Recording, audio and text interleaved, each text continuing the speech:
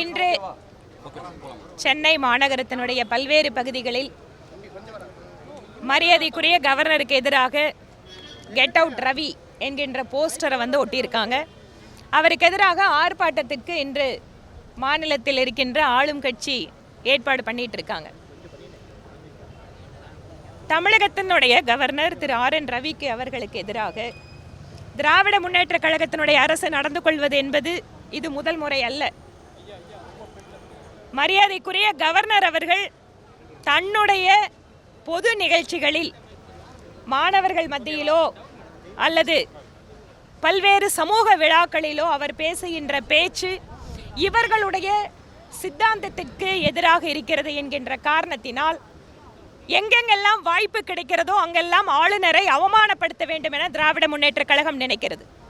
அது மட்டுமல்ல, எப்படியாவது அவரை அச்சுறுத்தி அவருடைய செயல்பாடுகளிலிருந்து பின்வாங்க வைக்க வேண்டும் என மறைமுகமாக ஒரு அழுத்தத்திற்காக இந்த மாதிரி வேலைகளை செய்து கொண்டிருக்கிறார்கள்.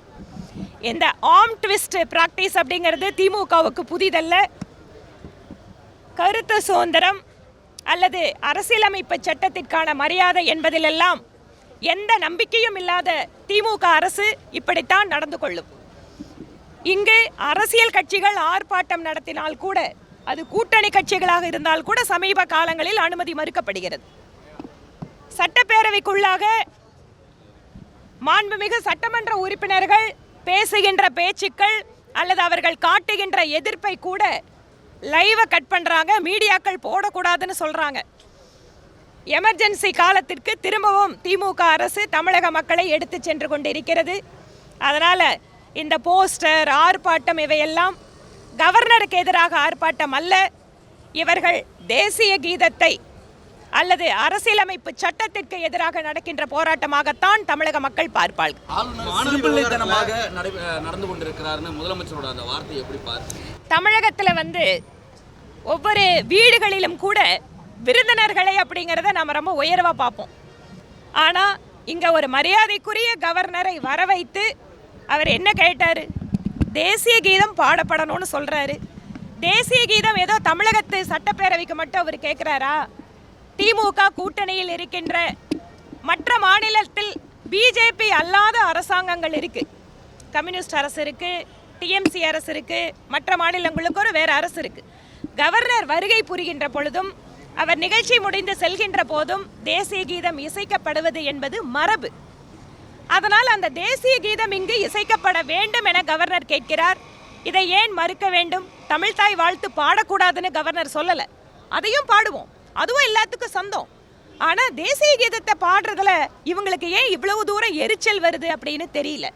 ரெண்டாவது, மரபு அப்படின்னு சொன்னால் கூட தமிழ்தாய் வாழ்த்து அப்படிங்கிறது கூட முதலில் திமுக அரசு வந்தபோது கூட இங்கே கொண்டு வரல. அதற்கு பின்னால நாட்களில் தான் தமிழ்தாய் வாழ்த்தும் இங்கே இசைக்கப்படுகிறது. பெருமை கொள்கிறோம், தமிழ்தாய் வாழ்த்தையும் பாடணும், தேசிய கீதத்தையும் பாடணும். இதுதான் நாங்கள் எதிர்பார்ப்பது. ஆனால் கவர்னரை அவமானப்படுத்தணும், கவர்னர் சொன்னால் நாம ஏன் கேட்கணும் அப்படின்னு நினைக்கின்ற திமுக அரசு இந்த பிரச்சனையை பெரிதாக்குகிறது. இரண்டாவது, இன்று அண்ணா பல்கலைக்கழக பிரச்சனை, பெண்களுக்கு எதிரான பாலியல் கொடுமைகள், பல்வேறு இடங்களில் சட்டம் ஒழுங்கு பாதிப்புக்குள்ளா இருக்கக்கூடிய சூழல், இந்த அரசு இந்தியாவிலேயே அதிகமாக கடன் வாங்குகின்ற அரசாக இருப்பது, இவற்றையெல்லாம் சுட்டிக்காட்டி பேசுவதற்காக சட்டப்பேரவையில் அந்த கவனத்தை எல்லாம் மக்களுடைய கவனத்தை திசை திருப்ப வேண்டும் என்பதற்காக இவர்கள் கவர்னருடன் ஒரு மோதல் போக்கை அதை கையாண்டு அதை மட்டுமே மக்களை பேச வைக்கிறார்கள்.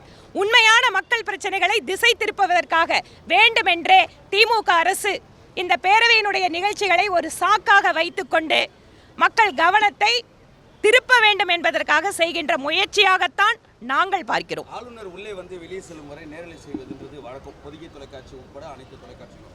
ஆனால் நேற்று நடைபெற்றது தொழில்நுட்ப கோளாறுன்னு சட்டசபையுடைய தலைவர் அப்போ கூறியிருக்கிறாரு. இந்த பாஜக ஏற்குதா? இந்த தொழில்நுட்ப கோளாறை நாங்களும் பார்த்துட்டு இருக்கிறோம். நாங்கள் சட்டப்பேரவையில் பேசினா கூட அது உடனடியாக முழுசாக கிடைக்காது. அதை அவங்க அதை கட் பண்ணி ஒட்டி வெட்டி, நான் கேள்வி கேட்குறேன்னா என்னோட கேள்வியில் கொஞ்சம் மட்டும்தான் வெளியில் வரும், அதுக்கப்புறம் மந்திரி பதில் மட்டும்தான் எங்களுக்கு முழுசாக கிடைக்கும்.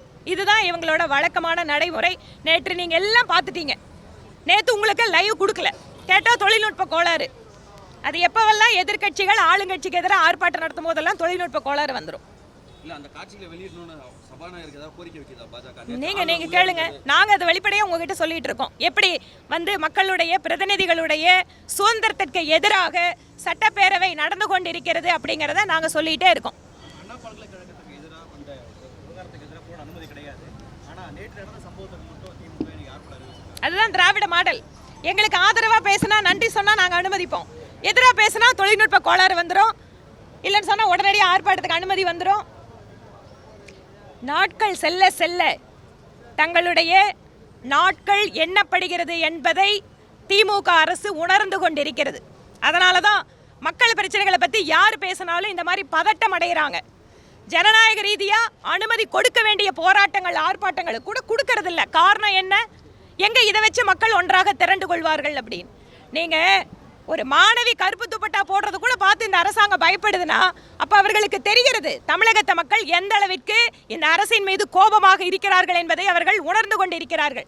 அதனால தான் இந்த மாதிரியான எல்லா டாக்டிக்ஸும் பண்ணுறது, எப்போ அந்த அட்டென்ஷன் வந்து டைவர்ட் பண்ணுறது. பிரதமர் நிகழ்ச்சிகளிலும் இந்த கருப்பு குடைப்பிடிப்பது அதெல்லாம் வந்து நீங்கள் தான் கருப்பு ரொம்ப பிடிச்ச ஆளுங்க தானே, விட வேண்டியது தானே, ஏன் பயப்படுறீங்க?